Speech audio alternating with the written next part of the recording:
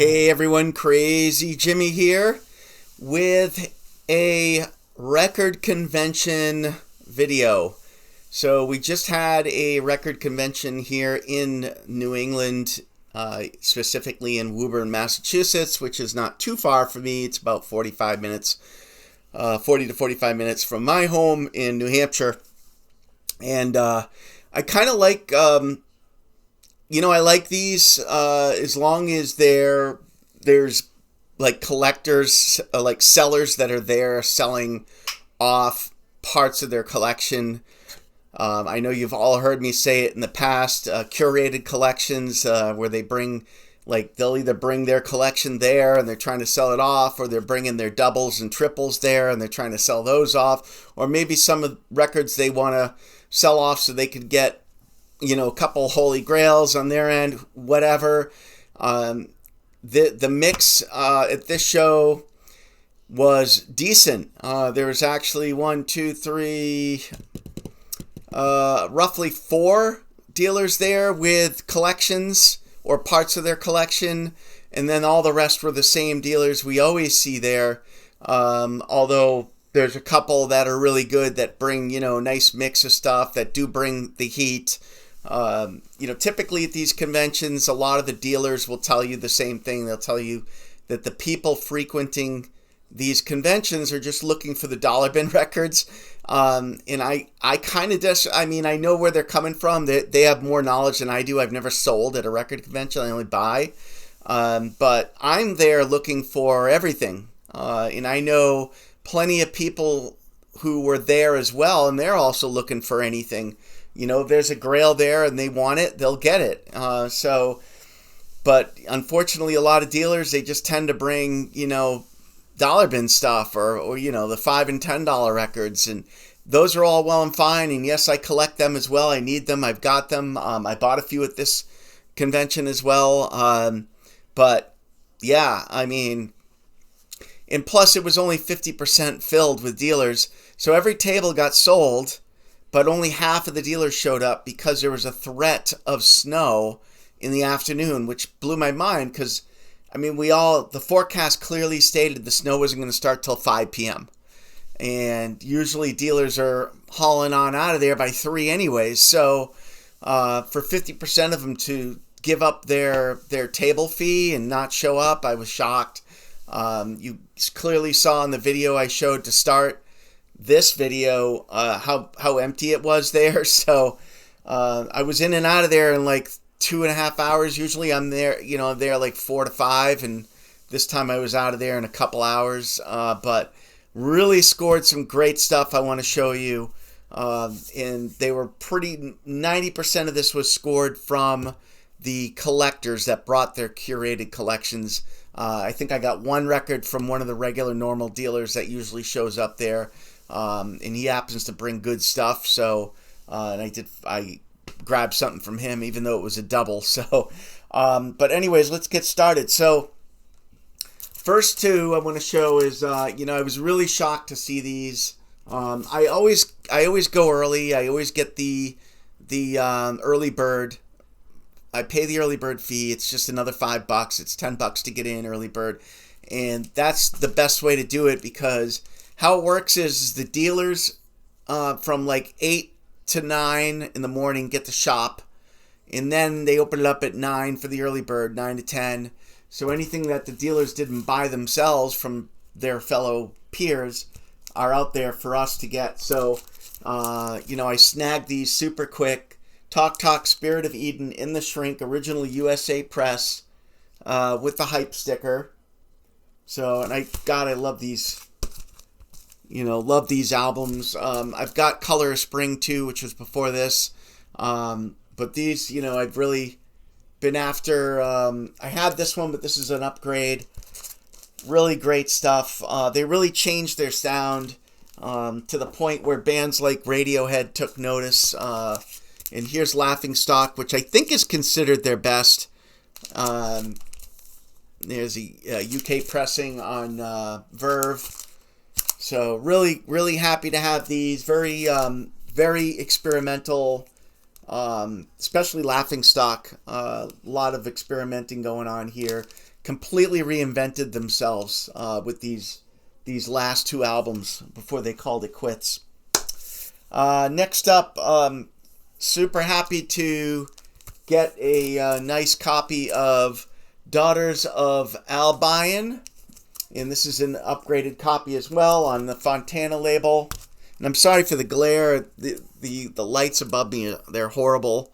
And then, this is in the shrink, so I'm not going to take it out of this outer part. So there's a little glare there. But 1968 classic right here. And let me tell you, this is super. You want cheap heat? If you're a pop Psych fan, or if you're into Psych, and you like, finding the diamonds in the rough, and, for 10, 20, 30 bucks, this here it can be had for between 10 and 50, depending on condition. And let me tell you, if you're a fan of like the Beatles, not a copy of the Beatles, but like reminiscent of some of the things the Beatles were doing, like on Revolver and Magical Mystery and Sgt. Pepper. And there's more than that, little McCartney, little Lennon going on too. Definitely some British Invasion going on here. So good, really good, very catchy, great vocals, male, female vocals going on here, but mostly sung by the I forgot his name, but the male lead singer. But super great album, cheap heat all the way. Do yourself a favor and check out some snippets of this. I guarantee you're going to love it, especially if you love pop Psych. Like if you're into the Millennium, Kurt Bocher, obviously I already mentioned the Beatles, but take it a step further into the Millennium in what they were pumping out. Sandy Salisbury, Kurt Bocher, as I said, all that going on right here. So definitely check that out. On the Fontana label, 1968. Super happy to get that. Picked up Paul McCartney's brother's second album from 1974, McGear. Mike McGear, called McGear. So, in the shrink. Very happy to get this. Does it sound like Paul McCartney? I mean, sometimes the vocals do. And, a couple tracks will remind you of, a little bit of what Wings and Paul McCartney was doing, but he's his own guy for sure. But yeah, if you like UK pop, especially late 60s, early 70s, and what was going on there, you can't go wrong here. And obviously Linda and Paul McCartney are on this. Paul produced it, for God's sake. So of course there's going to be that influence from Paul. We'll save the best for last here. Next up. This I took a chance on, and boy, this is great. I was really excited to score this. Private Pressing, New Hampshire duo. Never heard of them. 1978, they put this out. Severance and Cassidy. And it's a private press right there on the, I don't know what label that is. It's yellow. But 1978. So the best way to describe this would be like Simon and Garfunkel, Crosby, Stills and Nash, that type of acoustic folk, really good. Definitely some bass work going on in here too. It's not all just acoustic guitar, but the vocals are super sweet. I think one song is sung by Cassidy. Severance does the rest, I believe, and he even produced it.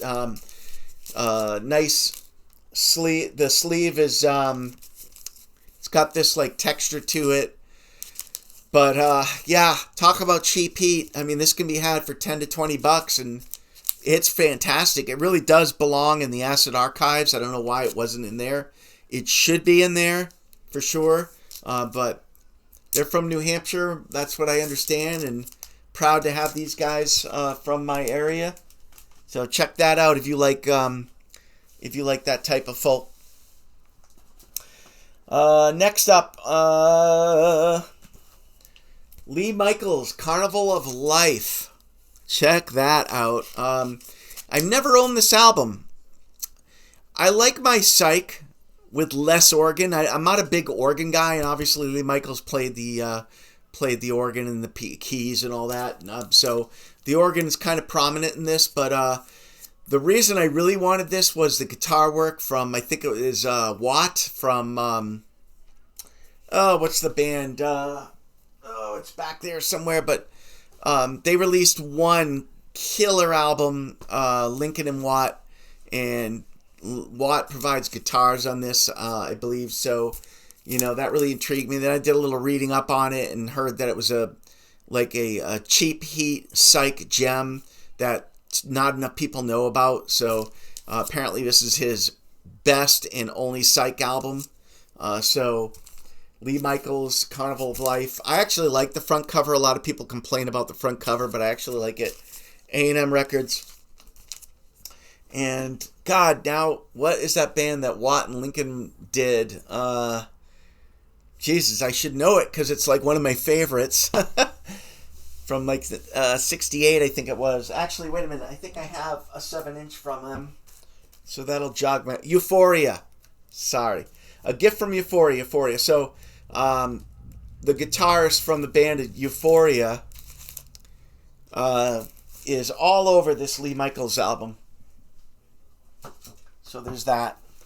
All right. Got some more. This was also a double. I picked it up because it was in the shrink. At the end of the day, I love this album, first of all. This is the Fun and Games, Elephant Candy. A lot of people probably think it's Elephant Candy and the name is Fun and Games, but the name of the band is the Fun and Games. Their only release, 1968. Great pop psych album on the Uni label. I really didn't need this. I probably shouldn't have gotten it, but I wanted to get something from a buddy of mine who's always there. Great guy, great vendor. Dave, his name is, and he's from Mass. And, wanted to get it. Plus, I love the album. It's in the shrink. But believe it or not, my double, the sleeve's not in the shrink, but it's actually in better condition than this one because this one has a couple little bumps on the corners. So I'm selling my better copy that's not in the shrink. I know I'm crazy, but if anyone needs a copy of this, let me know. $20, it's yours. But great pop psych album. And by the way, neither of these have a cutout. Like the majority of these that you see online and on eBay, they have either a hole punch, a corner cut, or a saw cut. And not only is this one free of any cutouts, but my double is also free of no cutouts, and it's in like excellent condition, really superb condition. Probably the best I've seen it, even better than the one I'm keeping.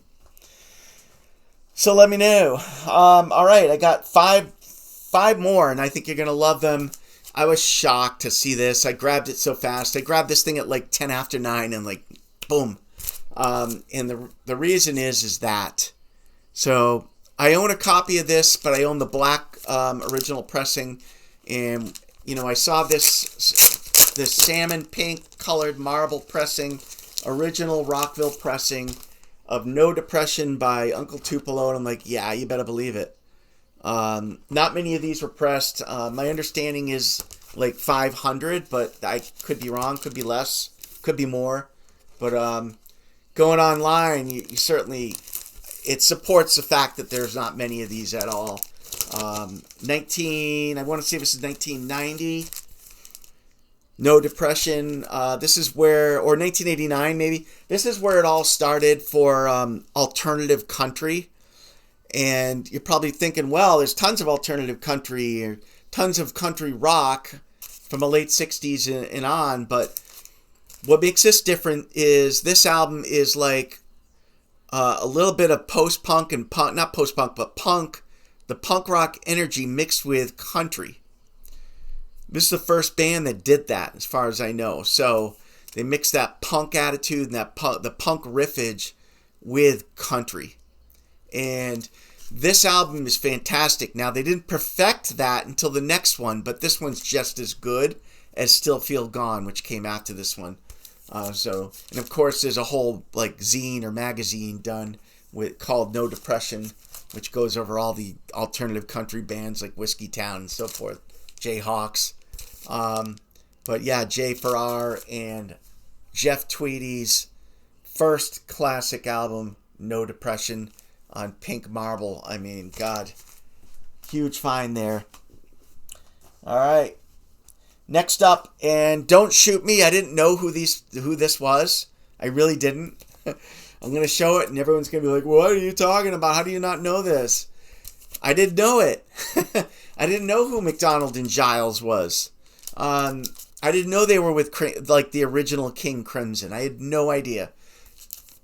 Don't know why, but I didn't know. But I checked this out. The guy that was there, curated collection, said, yeah, you got to check this out. You like King Crimson, but also if you like those elements with a little bit of Psych mixed in, you're gonna love it. Checked out a few snippets, and I'm like, yeah, I'm there. Really phenomenal gatefold sleeve. I'll show you that. This is McDonald and Giles. When I first looked at the cover, I'm like, this is a UK press too, not the first. This is like the third. I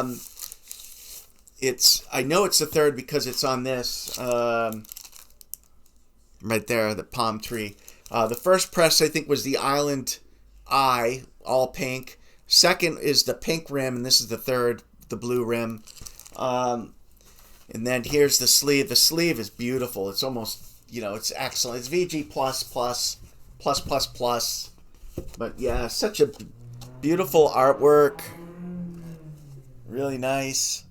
Love that. And then flip it. So when I first saw the cover, I'm like, I'm not a big female vocalist fan, although I have plenty of albums with female vocalists. But I usually like my Psych to be male vocal led.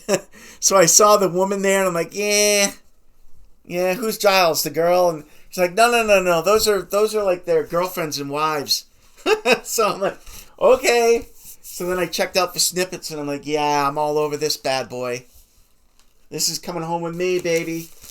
So that's kind of the story behind that. If you like King Crimson, you're going to love that. So, especially their first album. All right, next. This one here really shocked me. I didn't really know too much about Jack Grunsky. Aside from the one album I've got from him, but I didn't. It's good, but boy, this is another level. And I got to show you this. This is like incredible singer-songwriter, acid folk to me. I mean, incredible. Really good. Really good. So, first, let me show you this label. It's a beautiful label on Kukuk. It's called Kukuk. Love the label. Look at the colors on that. Pretty little bird there. Kukuk. This is a first German press. Was pressed in Germany first. I don't think these were pressed in the United States at all. Laminated gatefold sleeve. And look at that. The Toronto, is that the Toronto skyline? Beautiful. 1973, I want to say this was released. Really nice. Laminated. Matte in the inside. It's got a little bit of paper tearing, but I can live with it. Love it. But yeah, check if you've never heard of Jack Grunsky, check out Toronto. My God, this is so good. And I actually like his first 4 albums, but this is his best. But don't sleep on the others. Yeah, if you really like, what am I doing? You like singer-songwriter, acid folk, a little bit of Psych thrown in there, just a little. But it's mostly folky. God, so good. The songwriting's great. The vocals are great. Everything about it's great. And I think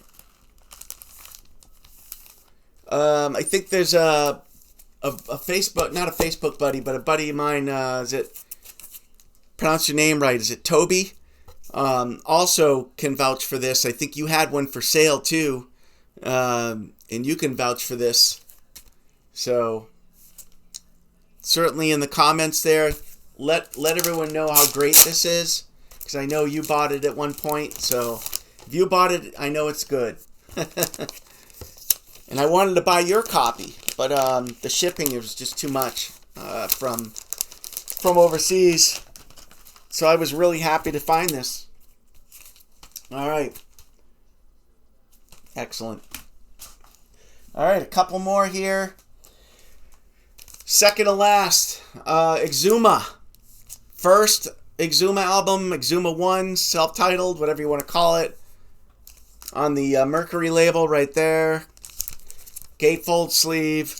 I mean, this is really a great shape. I've never seen this sleeve this nice. Usually the sleeve has a ton of ring wear and it's beat to hell. It's just the way the dye was done and how this gatefold sleeve was put together. It was just put together really fragile, and but this is definitely the best condition cover I've seen, other than one that would be like sealed or in the shrink probably. But really great. If you like Dr. John, like the Night Tripper there, Grizz, right here. You would love this. Love this. With the Afro beats and the gumbo going on and just all kind, a little bit of jazz, a little bit of psych, a little bit of Afro jazz, a little bit of Louisiana gumbo. All right, last but not least, this was my Grail pickup right there. And everyone's looking at this going, what the heck is that? This is Gilberto Gil Espresso 2222. Original pressing. Mono. No, not mono. What am I saying? Stereo. 1972. This is considered his best album. Might not be everyone's cup of tea, but it's certainly one of my favorites from him, and I couldn't believe it was there. And let me just show you this. This is the original press. You're only going to get stuff like this when people bring their own curated collections in. But look at this sleeve. It's 100% laminated all around. And it's got these, like, tabs. These fold-out tabs. Like that. And they're all around it. Top to bottom. Both sides. God, this glare sucks. Beautiful, beautiful. I mean, this sleeve, I would call this sleeve VG++. I've never seen this in this kind of condition. Love the sleeve too. It's just fantastic. Music inside is just as good. Philips label. The record, I threw it through the old ultrasonic, and I mean, this thing is just stunning. The record's near mint. I mean, it's flawless. Couldn't believe it. Couldn't believe my eyes, but super psyched to have this. Gilberto Gil, as you probably know, I'm a collector of Brazilian Tropicalia and Brazilian pop. Really good Brazilian pop, like Azimuth, Os Mutantes back there, Gal Costa, Caetano Veloso, Nano, Karma. I can go on and on. I love Brazilian Psych, Tropicalia, and all the above. What's the other one? Novus Bianos Novus, another great one. But yeah, check this out. Espresso 2222 or 2222, whatever you want to call it. Brilliant, brilliant, brilliant album. But that kind of wraps up the record convention finds at the Woburn Convention. Like I said, it was half full. You saw the video there I presented before this started. Half full, but it's all about the dealers that show up. That's what it's about. So, at these conventions. There's another one coming up in Dedham next month in Feb. I'm probably not going to go to that one. That one tends to be all the same dealers all the time in Dedham. So I'm going to do the New Hampshire one that's coming up, I think, in March or May or something. But and I'll do another video for that. More videos to come. I apologize, I haven't had a lot of content going up recently, but I promise I'll try to get more and more going, at least a couple videos a week for sure. But thanks for watching. Appreciate it, everyone. Please like, subscribe, comment down below, hit the bell, all that good stuff. Crazy Jimmy out.